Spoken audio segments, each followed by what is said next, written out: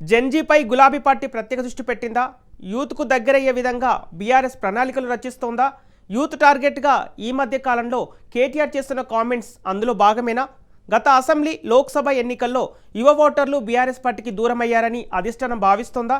అందుకే ఆ party working president యువతను ఆకర్షించడమే లక్ష్యంగా పెట్టుకున్నారా? దీంతో ఇప్పుడు గులాబీ పార్టీకి యూత్ కనెక్ట్ అయ్యే అవకాశం ఉందా? ఇంతకు దీనిపై రాష్ట్ర రాజకీయాల్లో ఏం చర్చ జరుగుతోంది? Let's watch.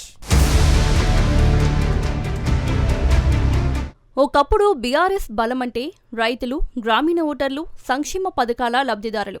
కానీ ఇప్పుడు పార్టీ లెక్కలు పూర్తిగా మారిపోయాయని గులాబీ శిబిరంలోనే చర్చ జరుగుతోంది. గత 2 ఎన్నికలు బీఆర్ఎస్కు ఒక విషయం స్పష్టంగా చెప్పాయట: యువత దూరమైతే ఎన్నికలు గెలవడం కష్టమే. అందుకే ఇప్పుడు కేటీఆర్ రాజకీయాలను పూర్తిగా కొత్త దిశలో తీసుకెళ్తున్నారని పార్టీ నేతలు చెబుతున్నారు. ఆయన ప్రసంగాలు, సమావేశాలు, సోషల్ మీడియా పోస్టులు, కాలేజీ విద్యార్థులతో చర్చలు అన్నీ గమనిస్తే ఒకే విషయం అర్థమవుతుంది: అది యువతతో భావోద్వేగ అనుబంధం పెంచుకోవడం. ఇటీవల కేటీఆర్ మాట్లాడుతున్న అంశాలను పరిశీలిస్తే కూడా అదే స్పష్టమవుతుంది.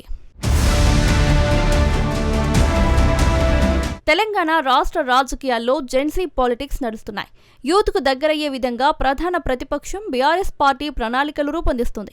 మరోవైపు రాష్ట్రంలో ఉన్న తాజా రాజకీయ పరిస్థితులకు అనుగుణంగా గులాబీ పార్టీ జెన్సీ వైపుకు అడుగులు వేస్తోంది. విద్యార్థులు, నిరుద్యోగులు యూత్కు కనెక్ట్ అయ్యే విధంగా బీఆర్ఎస్ వర్కింగ్ ప్రెసిడెంట్ కేటీఆర్ మాట్లాడుతున్నారు.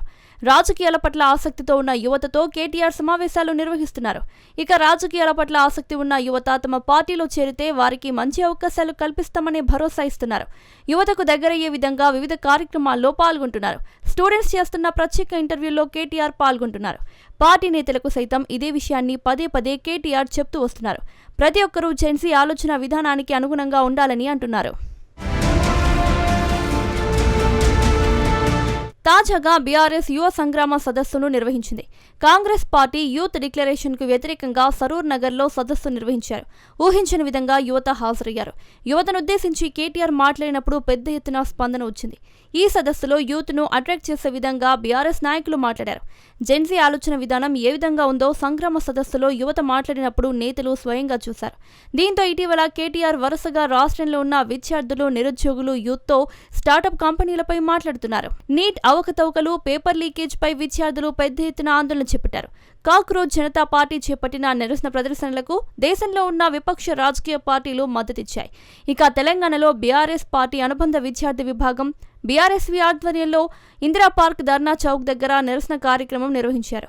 తన జన్మదిన వేడుకలను రద్దు చేసుకుని కేటీఆర్ నిరసన కార్యక్రమంలో పాల్గొన్నారు. ఇక కేంద్రంలోని మోదీ ప్రభుత్వానికి, రాష్ట్రంలో రేవంత్ రెడ్డి ప్రభుత్వానికి వ్యతిరేకంగా ఘాటు విమర్శలు చేశారు.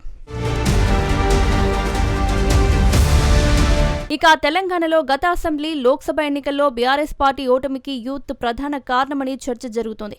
అసెంబ్లీ ఎన్నికల్లో యూత్, నిరుద్యోగులు గులాబీ పార్టీకి వ్యతిరేకంగా పనిచేశారు. దీంతో వారి కుటుంబ సభ్యుల ఓట్లు సైతం వ్యతిరేకంగా పడ్డాయనే భావనను గులాబీ పార్టీ అధిష్టానం వ్యక్తం చేస్తుంది. 2024లో జరిగిన లోక్సభ ఎన్నికల్లో యూత్ ఓటు బ్యాంక్ బీజేపీకి మళ్లింది. దీంతో లోక్సభ ఎన్నికల్లో బీఆర్ఎస్ పార్టీకి ఒక్క స్థానం రాలేదు. అదే సమయంలో బీజేపీకి 8 లోక్సభ స్థానాలు వచ్చాయి. దీంతో వచ్చే ఎన్నికల నాటికి యూత్ దృష్టిని ఆకర్షించడంతో పాటుగా వారికి తమ పార్టీ పరంగా రాజకీయ ప్రాధాన్యత ఇస్తామని గులాబీ పార్టీ అంటుంది. పార్టీ అంతర్గత సమావేశాల్లో కూడా ఇదే అంశంపై ఎక్కువగా చర్చ జరుగుతోందని సమాచారం. నాయకులు గ్రామాలకు వెళ్లినా, పట్టణాల్లో పర్యటించినా ముందుగా యువతను కలవాలని సూచనలు చేస్తున్నట్లు తెలుస్తోంది. అంతిమంగా చెప్పాలంటే తెలంగాణ రాజకీయాల్లో ఇప్పుడు అసలు పోరు అధికార పక్షం, ప్రతిపక్షం మధ్య మాత్రమే కాదు, యువ ఓటర్ల మనసు గెలుచుకునే పోరు కూడా. ఆ పోరులో బీఆర్ఎస్ జెన్సీ ఆపరేషన్ ఎంతవరకు విజయవంతమవుతుందో, యూత్కు దగ్గర కావాలని బీఆర్ఎస్ వర్కింగ్ ప్రెసిడెంట్ కేటీఆర్ చేస్తున్న ప్రయత్నం ఏ మేరకు గులాబీ పార్టీకి లాభం చేకూరుస్తుందో చూడాలి మరి.